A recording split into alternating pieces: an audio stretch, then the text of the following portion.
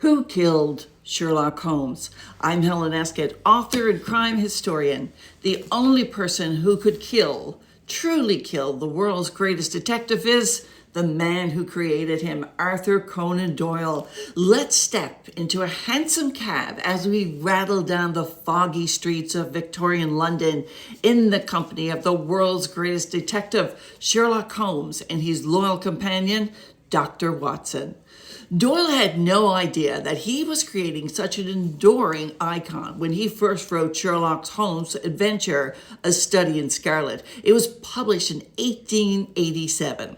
Sherlock Holmes became the first scientific detective who had remarkable facility for making keen observations and deducting facts from what he had observed. By the 1890s, Sherlock Holmes was widely popular, but Arthur Conan Doyle was exhausted of the character that made him so famous. So, in 1893, he killed off Sherlock Holmes. Well, to say readers were outraged is an understatement. Sherlock Holmes first appeared in two novels, A Study in Scarlet and The Sign of Four, in 1891.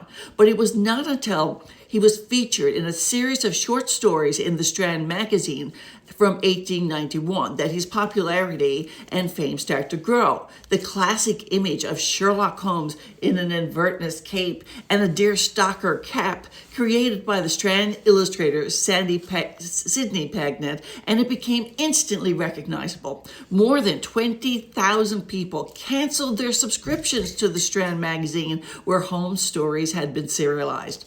Under immense pressure, Doyle gave in and brought Sherlock Holmes back to life.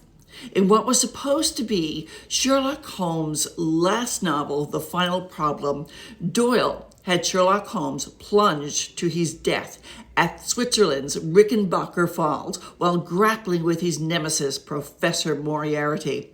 Doyle thought it would free him to pursue other writing that he wanted to do. Instead, it sparked one of the first great pop culture revolts. Readers wore black armbands to show their disgust at his death as they were mourning for the world's greatest detective. Newspapers blasted Doyle for murdering a character who had become almost real to the public. The backlash lasted for years. Under immense pressure and probably tempted by the financial windfall, Arthur Conan Doyle finally resurrected Sherlock Holmes.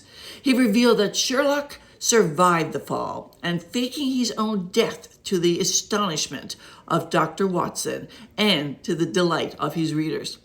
You know, Sherlock Holmes never said "elementary, my dear Watson," in any of his stories. But what he did say was, when you have eliminated the impossible, whatever remains, however improbable, must be the truth. Like and follow for more historical crime stories.